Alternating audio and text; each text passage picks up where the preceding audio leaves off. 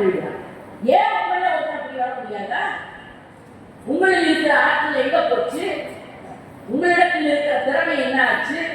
நான் வேலைக்கு சேர்ந்த புதுசு குரு தனலட்சுமி கல்லூரியில என்னை கூப்பிட்டு எங்க துறை தலைவர் ஐயா கருணாநிதி கூப்பிட்டு சொன்னார், அம்மா முதல்ல வேலைக்கு சேர்ந்திருக்கிற, உன்னை கலைத்துறை ஒருங்கிணைப்பாளராக போட்டிருக்கிறோம், மாணவிகளை வச்சு ஒரு நாடகம் போடுதுன்னு சொன்னாங்க ஐயா. அது ஆடவரும் வெட்டியும் சேர்ந்து படிக்கிற கல்லூரி, அதை மனசுல வச்சுக்கணும். வகுப்பறைக்கு போனேன். எம்ஏ தமிழ் இலக்கியம் 20 பேர் படிக்கிற வகுப்பறை. நல்ல நல்ல வாத்தியார்த்தெல்லாம் நான் படிச்சிருக்கேன். நாவுக்கரசர் சத்தி சீலவையா, டாக்டர் சேகர் சார் என்னுடைய வெளியாளர், அதெல்லாம் பிள்ளைகள்கிட்ட சொல்றேன். அதை கேட்ட உடனே ஒரு பையன் அழ ஆரம்பிச்சான். நான் நல்ல நல்ல வாத்தியார்த்த படிச்சேன்னு சொன்னதுக்கு நீ ஏட்டா அழுகுற? எனக்கு தான் வாழ்க்கையில அப்படிப்பட்ட வாய்ப்பே கிடைக்க மாட்டேங்குது சொல்றான். நான் சொல்றேன், விதி வலியது தம்பி, வேற வழி இல்லை. இந்த செமஸ்டருக்கு பார்ப்பவன் நாளா உட்காரு.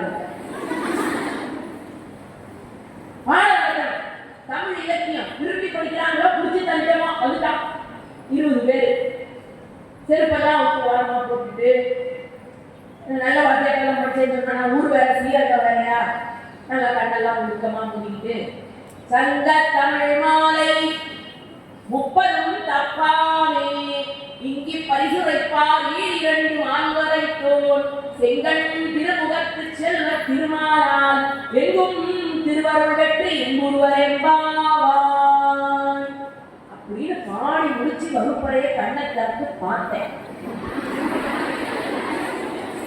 எல்லாரும் ஓடி போயிட்டாங்க நீங்க நினைக்கிறீங்கல்ல. ஒரே ஒரு பொண்ணு மட்டும் இல்லை, 19 ஓடி போச்சு. ஒன்று மட்டும் இந்த பொண்ணை கூப்பிட்டேன் பக்கத்துல, ஏமா உனக்கு என்ன ஆண்டாள் நாச்சியார் அவ்வளவு ஈடுபாடா? இந்த பொண்ணு சொன்னா பாருங்க, அதெல்லாம் ஒன்றும் இல்லை, நான் தான் கிளாஸ் ரெப்ரசன்டேட்டிவ், கண்ணை திறந்ததும் நீங்க கண்ணை திறந்ததும் கிளாஸ கூட்டிட்டு சாமியை கொண்டு போய் திருக்கல்ல மாட்டிட்டு நான் வீட்டுக்கு போவேன். அதான் நீங்க எப்ப கண்ணை திறப்பீங்க காத்துட்டு கேட்க எப்படி இருந்தது? நான் சொன்னேன், அம்மா ஆண்டாள் நாச்சியார் நல்ல புருஷன் கிடைக்கணும்னு குறிப்பாவை எழுதினாங்க, நாட்டுல நல்ல மழை பெய்யணும்னு எழுதினாங்க, அதை பாட மாட்டேன்னு ஓடி போயிட்டீங்க. நீ ஏன் போனீங்கன்னு எனக்கு தெரியணும். போய் இந்த 19 பேரையும் கூட்டிட்டு வாங்க.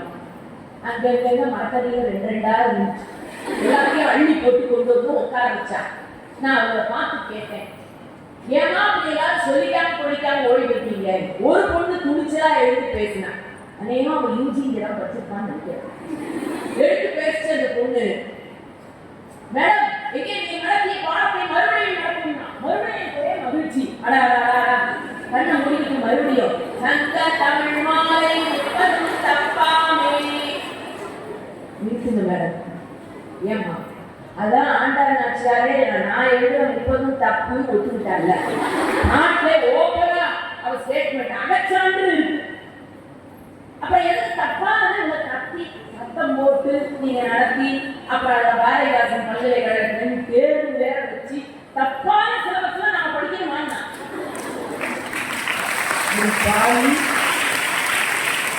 தமிழ்ல தப்பாமே அப்படின்னா குறையாமல் ஒரு அர்த்தம் இருக்குங்க.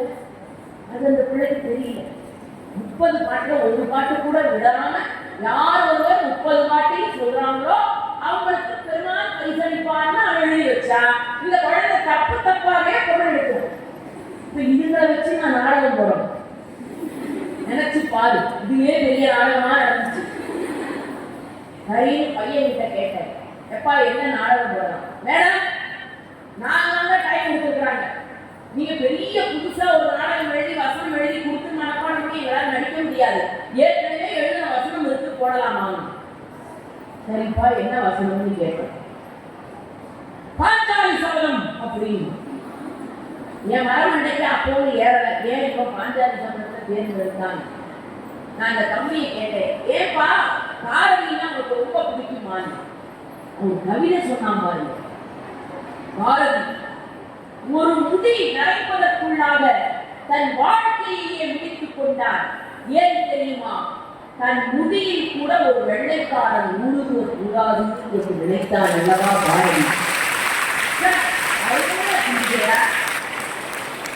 சரி சரி, பாரதியினுடைய பாஞ்சாலி சபதத்தையே போட்டுடலாம். இப்ப யாரு துரியோதனா நடிக்கிறீங்க? ஒரு வரைய வந்துருந்தீங்கன்னா நான் துரியோதனா நடிக்கிறேன்.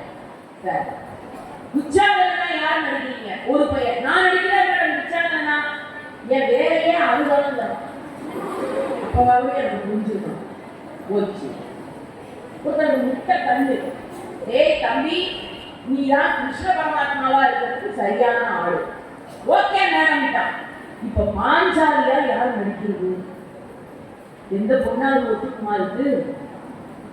எல்லாம் பயந்துட்டே உட்காரு. ஒரு பையன் கொஞ்சம் அப்படி இப்படி இருந்தான், உங்களுக்கு புரிஞ்சிருக்கும்னு நினைக்கிறேன்.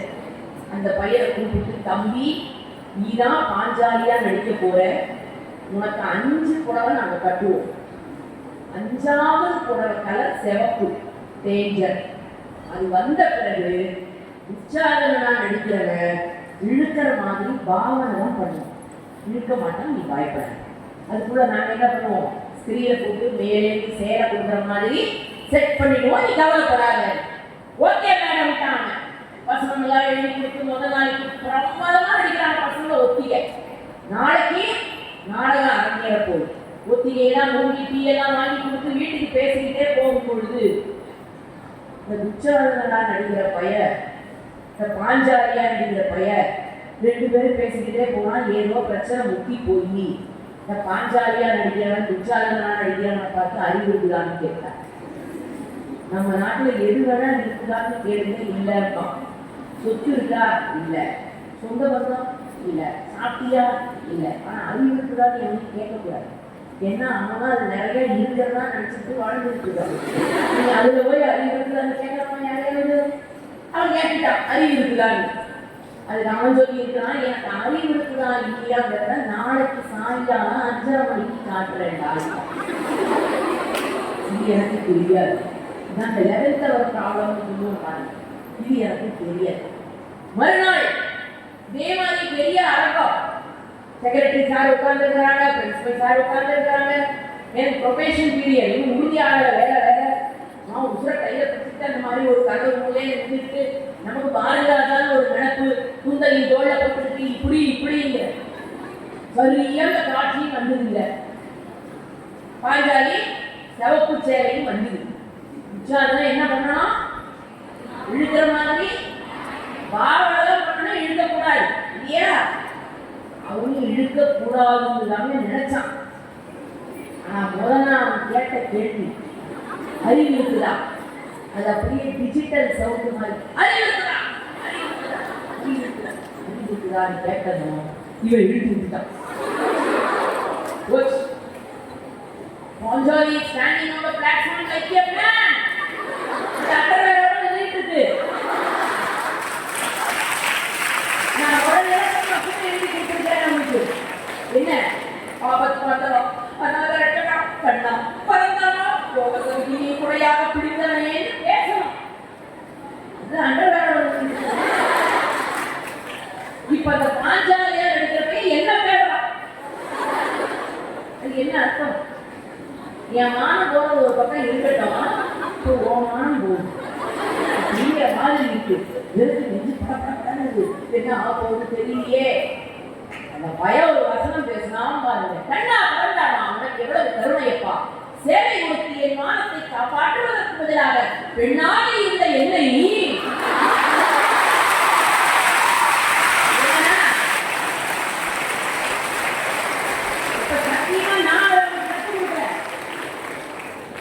எது கற்றுக் கொடுத்தது? எது கற்றுக் கொடுத்தது? சூழல். சூழல். உங்களை சுத்தி என்ன நடக்குதுன்னு கவனத்திலேயே இருக்கணும். நீங்க அப்படியே ஷாக் ஆயிட்டேன்னு நின்னீங்கன்னா வாழ்க்கை முடிஞ்சு போச்சு. ஒவ்வொரு சூழலையும் உங்களுக்கான சூழலாக மாற்றணும். உங்களை இதை பொத்தி பொத்தி எஸ்ஆர்சிக்குள்ளேயே இந்த வளாகத்துக்குள்ளேயே வச்சிருக்கிறாங்க. நாளைக்கு இதை விட்டு சமுதாயத்துக்கு வரும்போது தைரியமா பிரச்சனைகளை சந்திக்கணும். குறிப்பா ஆண்கள்கிட்ட பேசும்போது கவனமா இருக்கணும். பையன் வர்றாங்கனாலே கவனமா இருக்கணும். நீங்க அவன் சொல்லுவான், சுடிதார் நல்லா இருக்கு, அதான் சொல்லியிருப்பான். முனேவான் சுடிதார் நல்லா இருக்கு. இதுங்க உடனே அதே கற்பனை குதிரை கட்டிக்கிட்டு பார்க்கும். ஓ சுடிதார் சொல்லாம அவன் சொன்னான், அவன் பாட்டுல சுடிதார் நல்லா இருந்தானே சொல்லிட்டு போனான். இதுதான் சமுதாயத்தை நீங்கள் சந்திக்க வேண்டிய சூழல். இந்த சூழலை பாடம் கற்றுக் கொடுக்காது, இந்த சூழலை தேர்வு கற்றுக் கொடுக்காது, இந்த சூழலை சிலபஸ் கற்றுக் கொடுக்காது, வகுப்பறை கற்றுக் கொடுக்காது. அவ்வளவு ஏங்க வாத்தியார் நாங்க கூட கற்றுக் கொடுக்க மாட்டோம். கலைத்துறை மேடைதான் உனக்கு கற்றுத்தர கடந்துள்ளார். ஒவ்வொரு மேடைக்கு ஒரு ஞானம், ஒவ்வொரு மேடைக்கு ஒரு வேள்வி, ஒவ்வொரு மேடைக்கு ஒரு வரம், ஒவ்வொரு மேடைக்கு ஒரு வாய்ப்பு. மேடை கிடைக்காம எத்தனை பேர் கஷ்டப்பட்டு இருக்கிறாங்க. இன்னைக்கு போய் பாருங்க, விஜய் தொலைக்காட்சியிலையும் சன் தொலைக்காட்சியிலையும் உங்களை மாதிரி சாதாரண குடும்பத்திலே இருந்து வந்த பெண்களும் ஆண்களும் போடுறாங்களே, என்ன காரணம்? நல்ல உச்சரிப்பு. ஒன்று சொல்லுகிறேன், திருச்சி பகுதியிலே இருந்து வரக்கூடியவர்களுக்கு நல்ல தமிழ் உச்சரிப்பு இருக்கிறது என்று சென்னையில இருக்கிறவங்க பாராட்டுறார்கள். என்ன காரணம்னா, இன்னமாவது தமிழ் கொஞ்சம் சரியாக பேசப்படுகிற ஒரு பகுதினா அது நம்ம திருச்சி என்பதிலே பெருமை. ஏன் சென்னைக்கார பேசுற தமிழ் என்னன்னு நமக்கு தெரியும், சினிமால பார்த்துருக்கிறோம். வந்தியா நாட்டா துணியா என்ன கேட்கறாங்க ஒரு டிக்ஷனரி போட்டுதான் அந்த தமிழை நம்ம புரிஞ்சுக்கிறோம். மதுரைக்காரங்க சொல்லவே வேணாம், இவிகே அவிகே இப்படியே பேசிக்கிட்டு இருப்பான். திருநெல்வேலிக்காரன் அவன் தமிழ் புரியாது. கோயம்புத்தூர்காரன் சுடணும்னா கூட எழுந்தோ சுடட்டுமாங்கோ அப்படின்னு சொல்லிதான் சொல்லுவான். அவ்வளவு மரியாதை அங்க.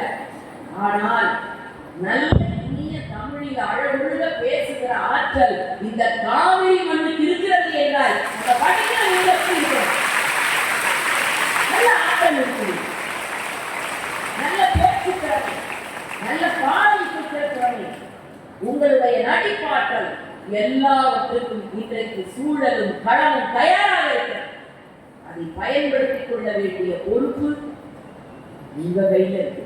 அதுக்குத்தான் இந்த நிர்வாகமாக இருக்கட்டும், உங்கள் முதல்வராக இருக்கட்டும், ஆண்டிலே 2 நாட்களை ஒதுக்கி இது உங்கள் நாட்களாக மாற்றி இருக்கிறார்கள் என்றால் அதை பயன்படுத்திக் கொள்ள வேண்டிய பொறுப்பு உங்களுடைய. என்னமோ வந்தோம் உட்கார்ந்தோம், இது மட்டும் அல்லாமல் இதை தாண்டிய சாதனை உங்களுக்குள் இருக்கிறது. அதற்குத்தான் இவ்வளவு பெரிய முயற்சி. ஒரே ஒரு செய்தியை சொல்லி நான் முடித்துக் கொள்ளுகிறேன். பெரிய மலையடிவாரம், நிறைய கற்கள் குவிந்து கிடந்தன. ஒரு சிற்பி போனான், ஒரு கல்லை எடுத்தான், செதுக்க ஆரம்பித்தான். அந்த கல் பேசியது, உளியின் துன்பத்தை இனி என்னால் பொறுக்க முடியாது, விட்டுவிடு என்று பேசியது. விட்டுவிட்டார். இன்னொரு கல்லை எடுத்தான், செதுக்க செதுக்க அது பேசாமல் கிடந்தது. எல்லாவற்றையும் தாங்கியது, அழகான சிற்பமாக உருவெடுத்தது. ஒன்று சொல்லுகிறேன், எதையெல்லாம் வேண்டாம் எல்லா கலைகளையும் கூட்டிக் கொண்டு போனால் அழகு, ஆனால் சிற்பக்கலையில் குறைக்க குறைக்க அழகு. உங்களிடத்தில் இருக்கிற வேண்டாத விஷயங்களை வெட்டி தள்ளுங்கள், நீங்கள் ஒரு அழகான சிற்பமாக உருவாவீர்கள். எதையும் நீங்கள் கூட்டிக் கொண்டே போங்கள், எதையும் சேர்க்கவே வேண்டாம். உங்களிடத்தில் இருக்கிற வேண்டாத பகுதிகளை செதுக்கி தள்ளத்தான் இந்த நாள். அந்த கல் பேசாமல் கேட்டுக்கொண்டிருந்தது. செதுக்கினான், கல்லுக்குள் இருந்து சிற்பம் பிறந்தது. ஊருக்கு கும்பாபிஷேகம் நடத்துவதற்கெல்லாம் பெரியவர்கள் வந்தார்கள்.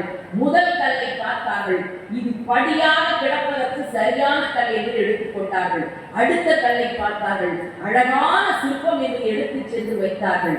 பூஜையெல்லாம் நடந்தது.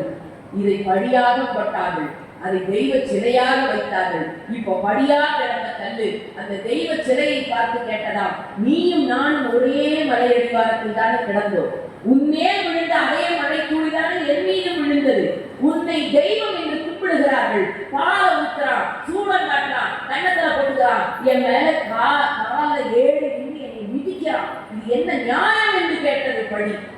அதற்கு தெய்வ சிலை சொன்னது, உண்மைதான், நீயும் நான் ஒரே மலையடிவாரத்தில் தான் கிடந்தோம், ஆனால் படிய வேண்டிய காலத்தில் படிந்தேன், நான் சிலையானேன், நீ படிய வேண்டிய காலத்தில் படியவில்லை, அழியாகவே கிடக்கிறாய் என்று சொன்னதாம். சீதாராம ராமசாமி கல்லூரியிலே படிக்கிற ஒவ்வொரு காலமும் படிக்க வேண்டிய காலம். வெற்றி மீது வெற்றி வந்து உங்களை சேர வேண்டும், வாங்கி தந்த பெருமை நிறுவனத்தை சார வேண்டும் என்று கேட்டுக்கொண்டு இவ்வளவு நேரம் பொறுமையாக அமைதியாக கேட்டு கணித்த உங்கள் அத்தனை பேருக்கும் என்னுடைய நெஞ்சார்ந்த நன்றி. ஏன்னா ஒருத்தருக்கு தான் மேடையில பேசிட்டு நன்றின்னாரு. ஒருத்தர் தற்கொலை பண்ணிக்கலாம்னு பக்கத்து தெருவில் போய்கிட்டு இருந்தேன்.